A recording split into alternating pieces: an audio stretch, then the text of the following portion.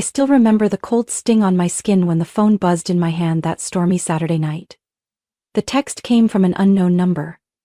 No name, no photo. Just one line. St. Gabriel's Church, 3 p.m., you need to see this.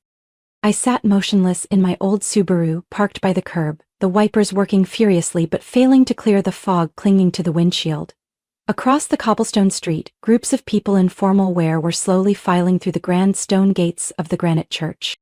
My name is Sophia Campbell, I'm 34 years old, and right now I have no idea what I'm doing here, except playing the part of a lunatic secretly following her husband. Zachary told me he had a 3-day legal conference in Philadelphia. His schedule said it. His assistant confirmed it. The plane tickets were booked last week. I even helped him pick out his tie. But now I'm in Maine, more than 300 miles from Philadelphia, staring at a church that deep down I know is about to destroy whatever's left of my heart. I took a deep breath, lowered my sunglasses, opened the door, and stepped into the street. Each step across the wet bricks felt like a sentence being hammered into my skull. The church bells began to toll, low, mournful chimes echoing like an unavoidable judgment. The wooden door creaked open. I slipped quietly into the last pew, hiding behind a thick stone column. No one noticed me.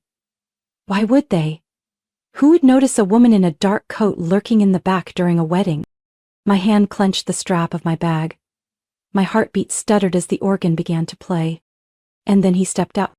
Zach in a charcoal tuxedo I'd never seen before. His jaw tightened, that same nervous tick I knew by heart. But today, he wasn't standing before a jury. He was waiting for his bride. I had to brace myself against the pillar. My knees nearly gave out. My breath caught when the bride appeared, white dress sweeping across the aisle, red hair cascading over her shoulders. Jenna, my best friend since high school, the one who held my hand when my mother passed, the one who cried with me on my wedding day. And now she was walking toward my husband, wearing the soft smile I once believed belonged only to me. Ladies and gentlemen, we are gathered here today to witness the sacred union. I couldn't make out what the priest was saying. Everything inside me went numb. The wedding, the lights, the music, the vows felt like a distorted copy of my own marriage. And the leading roles? My husband and my best friend. I don't remember how I left the church. Don't remember how long I drove. All I know is that when I pulled up in front of my apartment in Portland, I was still wearing my rain-soaked coat, and my hands were still trembling. Another message from the unknown number lit up my phone. Now you've seen it, so what will you do? I laughed. A dry, glass-shattering sound. I poured myself a glass of bourbon, Zach's favorite, the one he saved for special occasions, and swallowed it in one burning gulp, just to remind myself that at least my pain was still real. I was no longer the wife, waiting for her husband's late-night check-in. No longer the friend who believed loyalty could never be broken. I was Sophia Campbell, and I had just watched my husband marry my best friend, under candlelight and hollow blessings. I set down the glass, opened my laptop, started a blank document. Dear Laura, they thought I would stay silent. They thought I would break. I didn't scream. Didn't smash anything. Didn't resort to knives or messy revenge. I only needed one thing, the truth. And the truth always finds a way to burn. When I opened my eyes the next morning, sunlight pierced through the curtains like mockery. A beautiful day, perfect for burying the past. I brewed a cup of coffee, but never touched it. My hands were still unsteady. My phone buzzed again, same number. Now you know. What will you do? I stared at the screen, then at my reflection in the mirror. I barely recognized the woman looking back at me. But one thing was clear. I wasn't going to sit still. Zach had lied.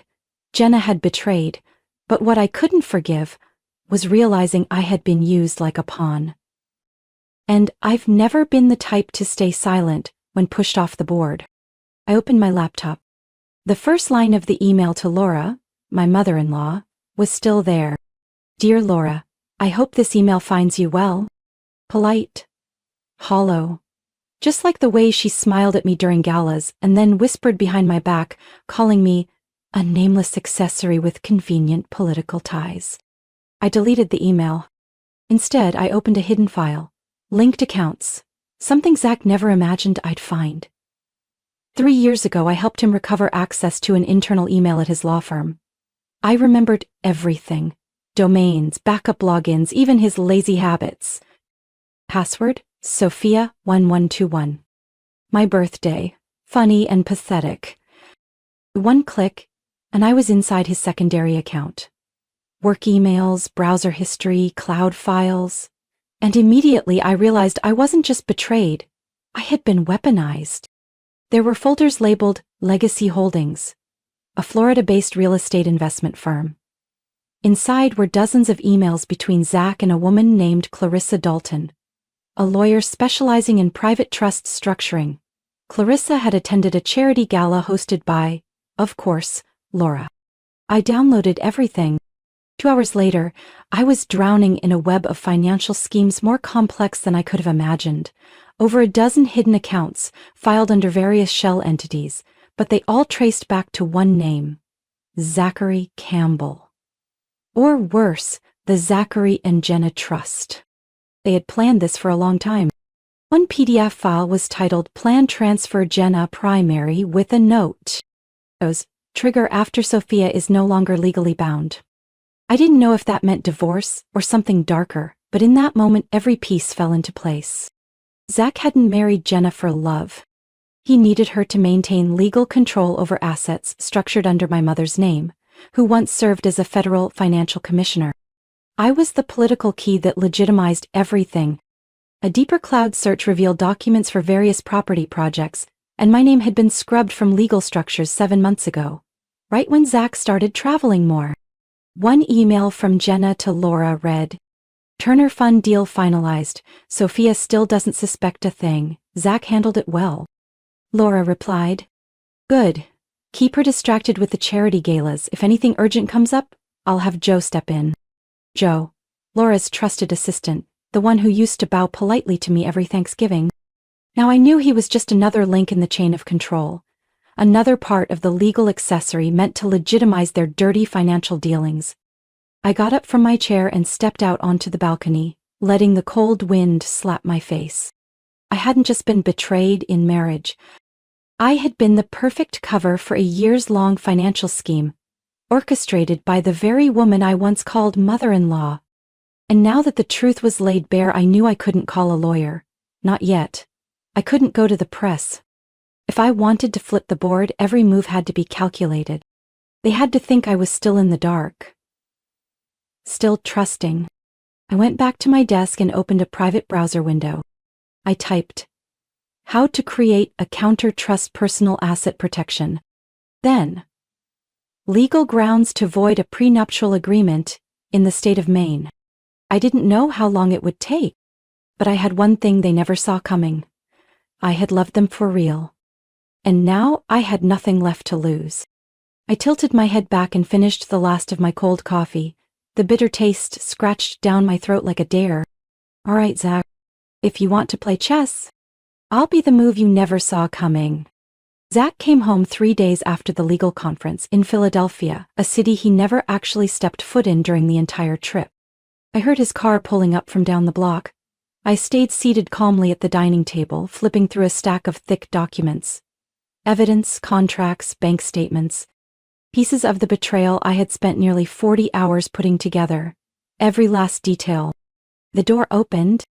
Hey, babe? His voice sounded casual, like nothing had happened. I didn't answer. I poured a glass of water and set it next to the file I had prepared for him.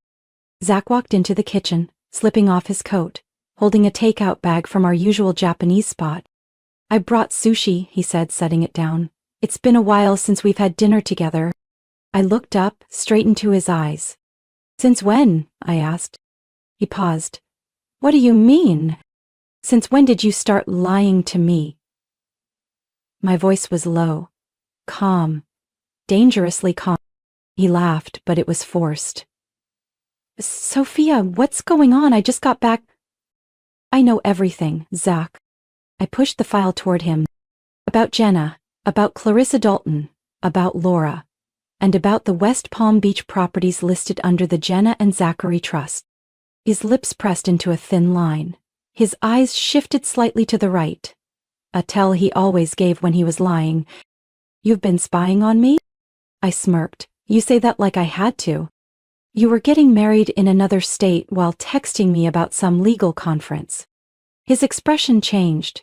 Confusion flickered across his face before morphing into the fake composure I'd seen him use in courtrooms.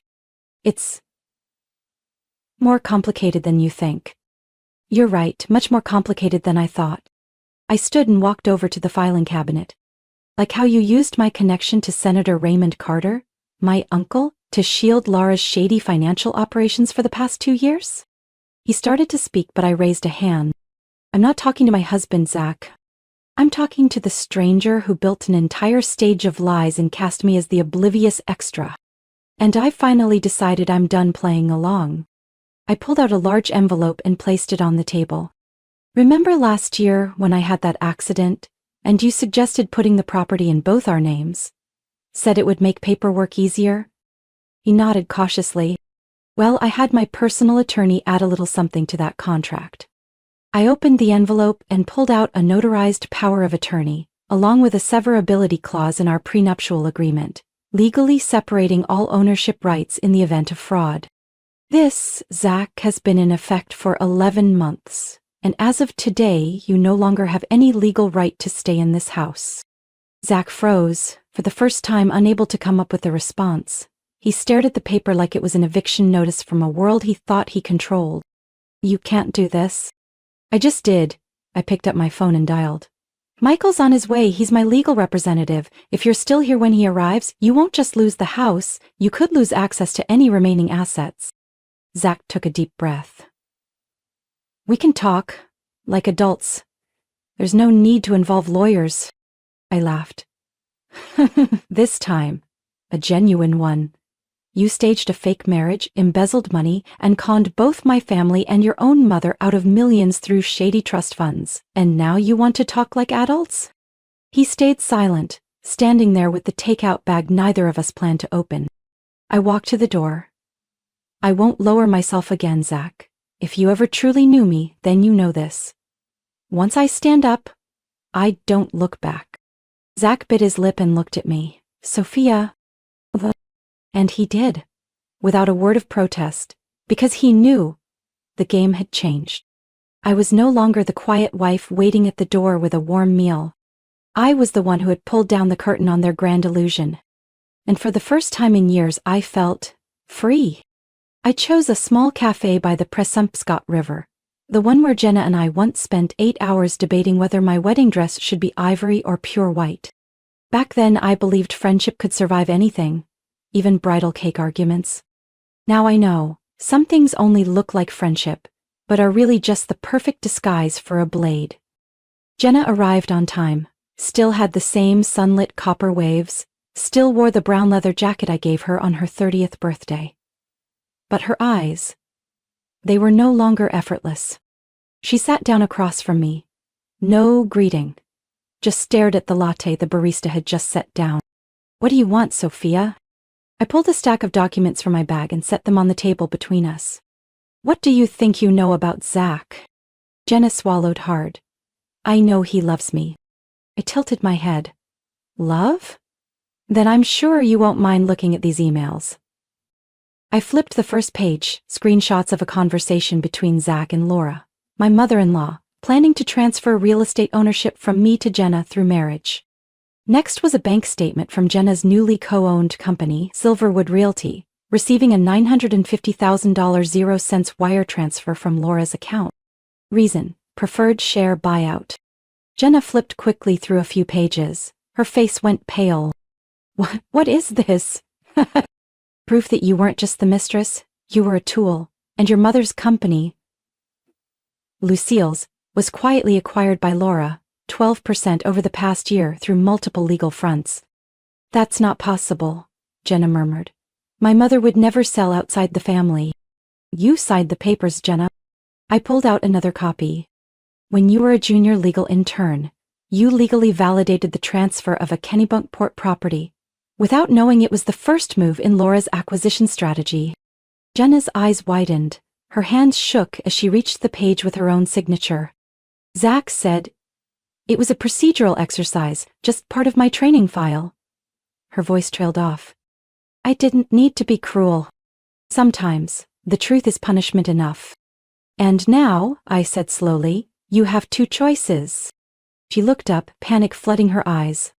"Either keep pretending Zach loves you, that you were the chosen one, or accept the truth we were both pawns in a con that's been years in the making, and work with me to end it." Jenna sat in silence for a long time. The wind tilted her latte slightly. A single maple blossom drifted down, landing between our stacks of papers, like the final pause before a new song begins. "I didn't know my mother was being manipulated," she whispered. "Not at all. I believe you." I looked her straight in the eye. "That's why I'm sitting here. What are you planning to do?" I pulled out a small USB and placed it on the table. "Everything's on here. Assets, recordings, trust fund details, even emails between Zach and Clarissa. The lawyer helping Laura launder money through those trusts." Jenna stared at it like it was a lit match resting on hardwood. "If this gets out, everything falls apart," she said softly. "My mother's company, my family's name. And you think I haven't wrestled with that?" I replied, my voice trembling slightly. "Zach lived with me for 8 years. Jenna, I trusted you when I handed you my wedding bouquet. I trusted him when I signed our marriage license. Now I choose to end the game, even if it burns me with it." Another silence followed. This time, no wind, no clinking mugs, just Jenna, eyes red, and a hand slowly reaching across the table to pick up the USB. "I'll help you." I nodded. "But only because I need to know," she said, her tone steel-edged. "If you ever really saw me as a friend, or if I was just another piece in your counterattack." I looked at her. "For a long time. I'm not rewriting our friendship, Jenna. But I won't let anyone use it to cover up crimes anymore." She gripped the USB tighter, determination flashed in her eyes. "Then let's begin," Jenna said. I exhaled. I wasn't alone anymore. 3 days after meeting Jenna, I sat inside the office of Eli Mercer, a financial attorney specializing in trust investigations and money laundering. He was a longtime friend of my brother Noah, and the only person Noah trusted enough to hand me off to in this situation. Eli's office was simple but organized. Sunlight poured in through the windows, highlighting piles of case files, a whiteboard covered in symbols, and a large web of connections that Jenna and I had finished mapping out just that morning. Jenna sat beside me. No more leather jacket, just a pale blue blouse, hair tied high. For the first time in years, I saw someone no longer clouded by romantic delusion, but a woman ready to act. Eli took a sip of coffee and opened his laptop. "Are you both sure you want to go this deep?" he asked, eyes still on the screen. I nodded. "We're not here to suggest. We're here to end this." He tapped a few keys. A complex financial flowchart appeared on screen. "What you uncovered is just the surface. This system," he circled a red section, "starts with a nonprofit called Everhope Education Fund, founded 18 years ago by none other than Laura Campbell." Jenna's eyes widened. "That's the scholarship fund for children affected by medical crises. My mom's been a donor for nearly a decade." "And that's how they earned public trust." Eli nodded, flipping open a spreadsheet. "But according to bank records, most of the donations from corporate partners weren't used for scholarships. They were funneled into secondary trusts, most under the names of minors." I frowned. "You mean they used kids' names to hide money?" "Exactly. And the legal custodians on those trusts? Almost all are either directly tied to Laura or Zachary." Jenna turned toward me, her face hardening. "He told me he was helping with a child finance initiative in Vermont. I even attended the conference with him." Eli slid another folder across the desk. There was no conference. It was a fake front, created to legitimize the transfer of funds from real estate firms into this system. I picked up the last bank statement. My chest tightened as I read, "Beneficiary, Elias Porter Jr., age 6. Custodian, Clarissa Dalton. Elias, the son of a front desk clerk at a homeless outreach center in Augusta. I had given him a new backpack last fall before school started. No one at the center knew. His name had been used as a tool for laundering money. How many children? I asked, my voice tight. Eli answered without hesitation. Over 30, and more than half of them never received any of the scholarship or insurance benefits that were publicly promised. Jenna clenched her fists. And my mother. Did she know? Eli was silent for a moment.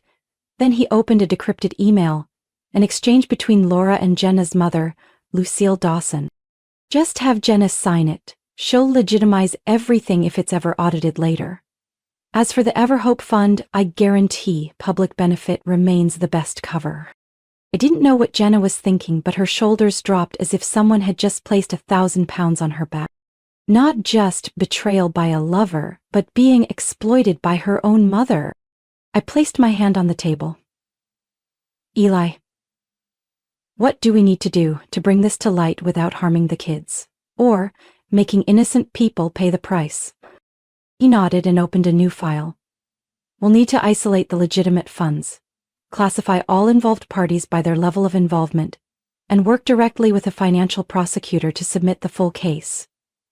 But, he paused, his expression serious. You need to know, once this is submitted, it will explode. Press coverage, federal investigation, organizational shutdowns, asset freezes, even immediate arrests. I exhaled slowly. We're not here to start a wildfire, we're here to rescue the kids who are already burning without even knowing it. Jenna nodded beside me. And if this ends my career, so be it. But it ends. Eli looked at us both for a long time. Then I'll help you write the ending to this story, but we have to write it right. That morning, Portland was blanketed in a pale fog. My apartment was flooded with cold white light, and the dining table had become a battlefield covered in documents, financial maps, trust diagrams, and legal reports Eli had sent over the night before. I hadn't slept at all. Jenna had passed out on the couch, still clutching the list of children whose names had been exploited to launder money. Couldn't close my eyes, because I knew if I did, I'd see their faces. And the panic of adults watching them lose everything because of someone else's crimes. The doorbell rang at 8:12 a.m. I opened the door, and there she was, Laura Campbell, like a cold wind from the past stepping inside. She wore a black high-collared coat, her hair neatly pinned up, sunglasses hiding her eyes. But her voice was unmistakable. We need to talk, Sophia, just the two of us. I blocked the doorway. You should speak to my attorney. Attorneys will do what attorneys do. I'm here to do what smart women do, negotiate. I let her in. Jenna jolted awake at the sight of her, but I signaled her to step into the bedroom. Laura sat down, removed her glasses, and looked at me with a calmness that sent chills down my spine. You think you've got it all in your hands, and yes, you have a lot. But what you don't have, Sophia, is the full picture. I crossed my arms. I have enough to send all of it to the federal prosecutor. She nodded, unsurprised. I know. And if you do that, everything collapses. Not just me, not just Zach, but the children depending on this system, even if that system was built from rotting bricks. I let out a cold laugh. That's quite the confession. Laura tilted her head. Do you know how many leukemia treatments the Everhope Fund has paid for in Appalachia? How many single mothers got vocational scholarships through the Jenna Foundation, the fund I created to cover up the dealings between Jenna and Zach? I clenched my hands. You're trying to repaint evil as necessary? I'm showing you that some evils are necessary. I said nothing. In my mind, I saw little Elias, 6 years old, beaming with his new backpack. If the fund collapsed, would he still get treatment? You could expose everything, Laura continued, her voice lower now, but you'd be destroying the future of dozens of innocent lives. Do you really think the media will distinguish between masterminds and children whose names were used? I asked. So, what is it you want? Laura opened her bag and placed a large envelope on the table. A quiet settlement. I withdraw from Everhope. Jenna's name gets cleared from any suspicious trusts. You receive a secure financial package, to rebuild. Everything gets restructured. Legal, mutually beneficial. No one goes to prison. No child loses their scholarship. I stared at the envelope. I didn't need to open it to know what was inside. Money, legal assurances, beautifully worded promises written by Boston's slickest attorneys. I said nothing, and that's when she delivered her final blow. Sophia, think of Elias, of Caleb, of Zoe, the girl with cerebral palsy in Bangor you took photos with last year. If this system collapses, those children will be the first to suffer, not me, not Zach. I turned away. My hands trembled. My heart felt like it weighed 1,000 pounds. If I exposed everything, my conscience might be lighter. But who would bear the cost? I stepped out onto the balcony. The fog had lifted, sunlight spilled across the rooftops. In that moment, I wasn't Sophia, the betrayed woman, the used one. I was Sophia, the person holding the fate of dozens of innocent lives with a single click. Jenna stepped out behind me, gently taking my hand. "What will you do?" she asked. And I didn't answer right away. We stood there in silence. At our feet. A crossroads. Justice. And the price of it. Finally, I turned to Laura. "You'll have your answer. But not today. Today, I need to speak to the people this will affect, before I decide whether to destroy what's left, or try to save it." Laura nodded.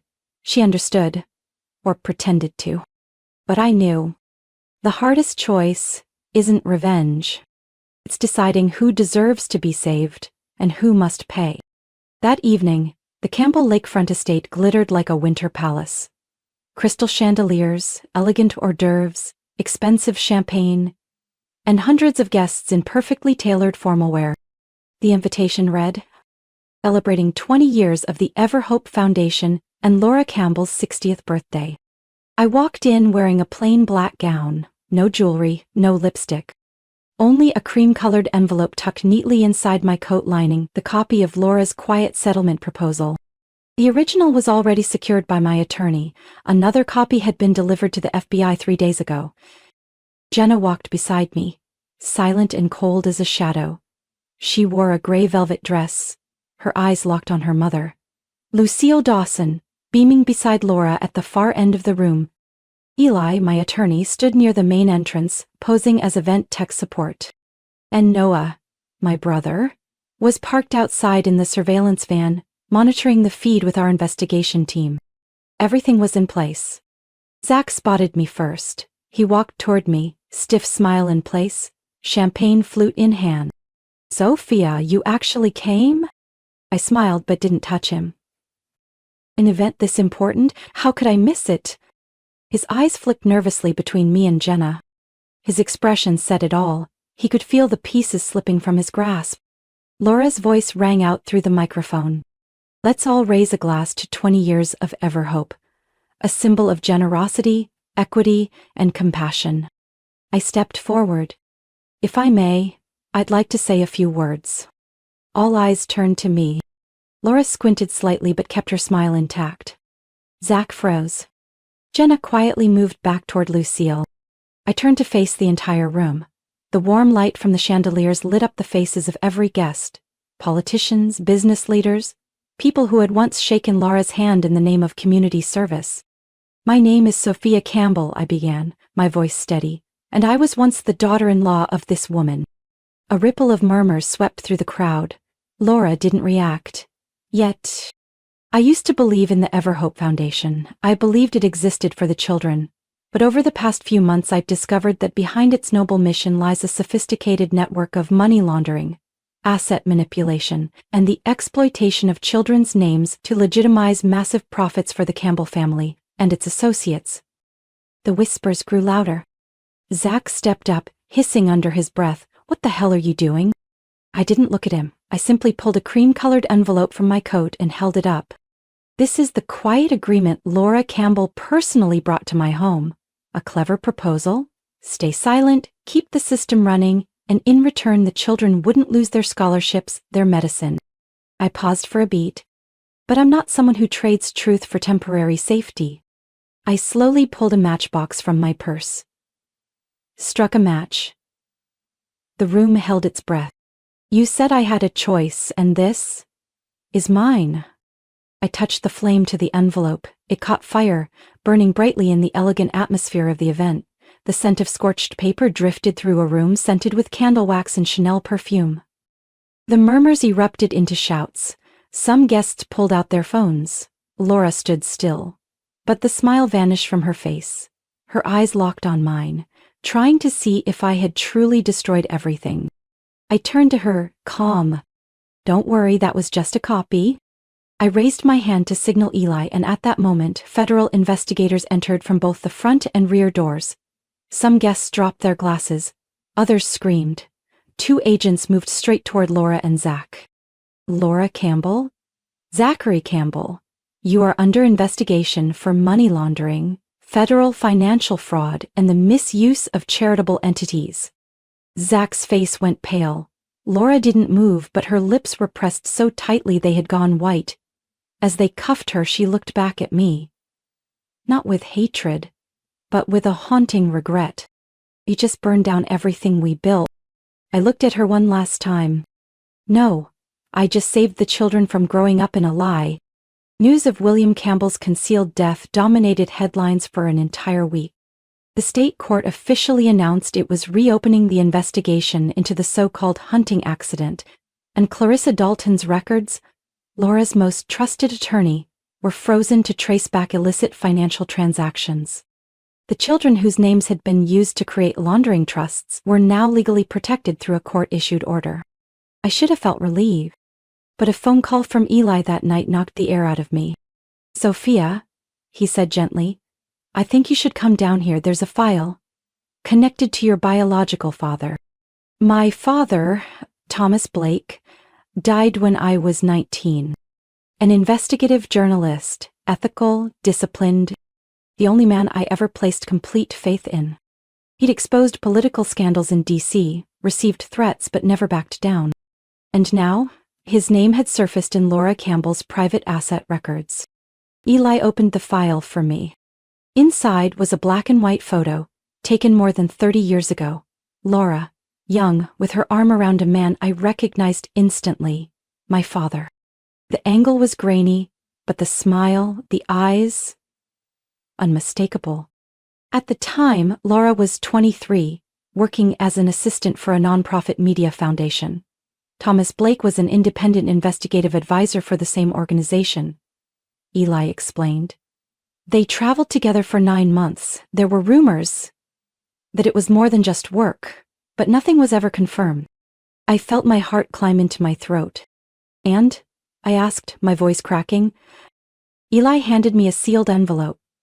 A copy of a DNA test result. From a private hospital in New York. You'll want to read the last page. I opened it.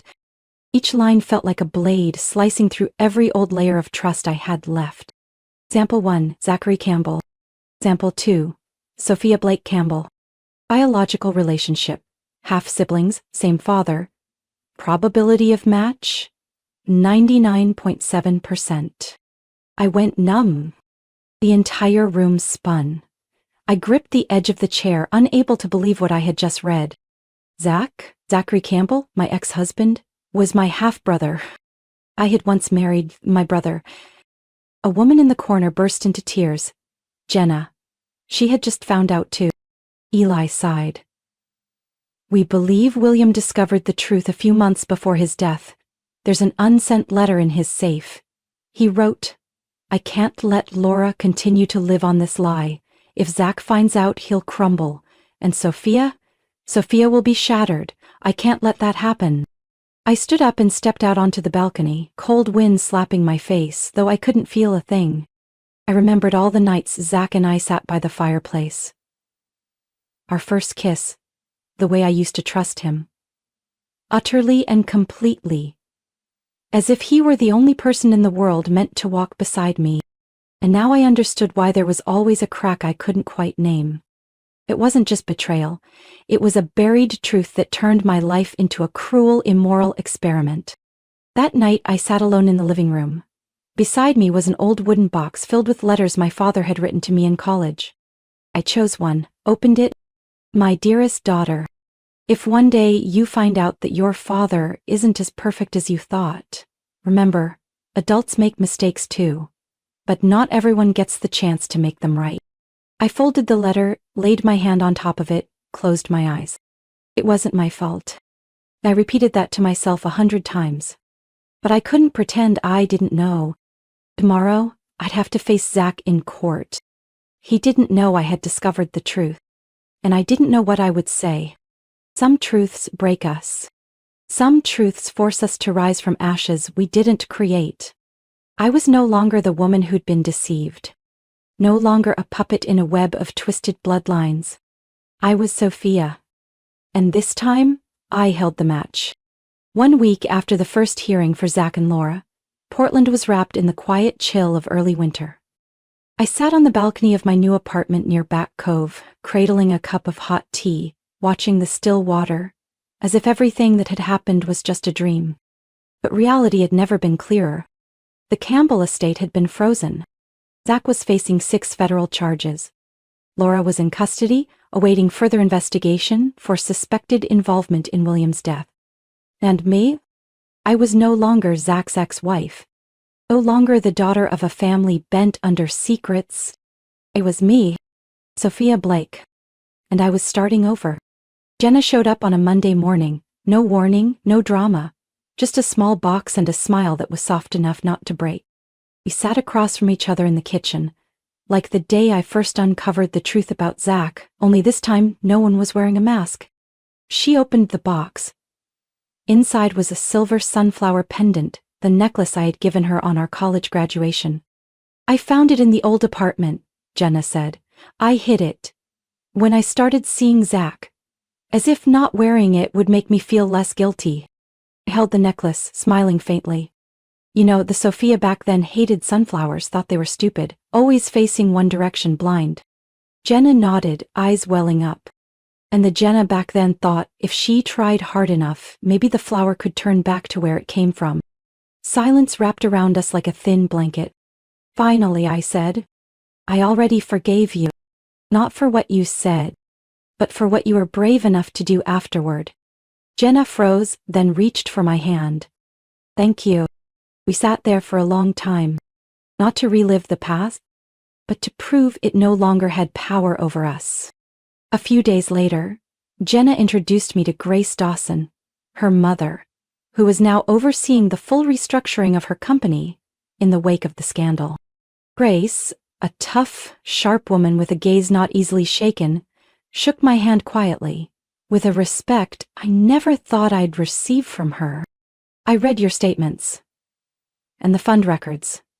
If it weren't for you and Jenna, we'd probably still be living in that illusion for another decade. I didn't do it for a career, Mrs. Grace. I know, she nodded. That's why I want you to join us, not to fix the past, but to help build something that doesn't need fixing. I looked at Jenna, then back at Grace. I need time to think. Not because I doubt you, but because I'm not sure I want to be part of any system of power ever again. She didn't object, she just smiled. I understand. When you're ready, my door is always open. That night, I wrote a short passage in my journal, the one I hadn't touched in nearly 2 years. I never thought I'd find peace again. But maybe peace isn't a place. It's the moment you realize you can keep living without needing permission from your past. I closed the journal, placed the sunflower necklace inside. The next morning, I started a nonprofit accounting course at the local community center. A small class, just 10 people, but I felt like I belonged. No one there knew I used to be Sophia Campbell. No one whispered my name with scandal. They just saw me as a woman learning how to use her skills to help communities become more transparent. Revenge used to be the biggest goal of my life, but now, I understand. Revenge isn't about destruction. Revenge is what gives you permission to walk away with nothing left to owe, not even to yourself. I burned the envelopes. I exposed the liars. I walked through the harshest truth any woman could imagine. And today, I just want to live. Not as someone who won, but as someone who chose to walk out of the fire instead of burn with it. Sophia's story isn't just about exposing a web of lies. It's a powerful reminder that sometimes what we need isn't revenge to win, but truth to be free. In a world of deceit and manipulation, awareness and courage are the strongest weapons. And when you walk away from the past without carrying hate, that's the real victory. Quiet, steady, and needing no applause. What do you think about Sophia's choice? Should she have forgiven or kept fighting? Leave your thoughts below, and don't forget to follow the channel for more emotional true life stories and untold family secrets.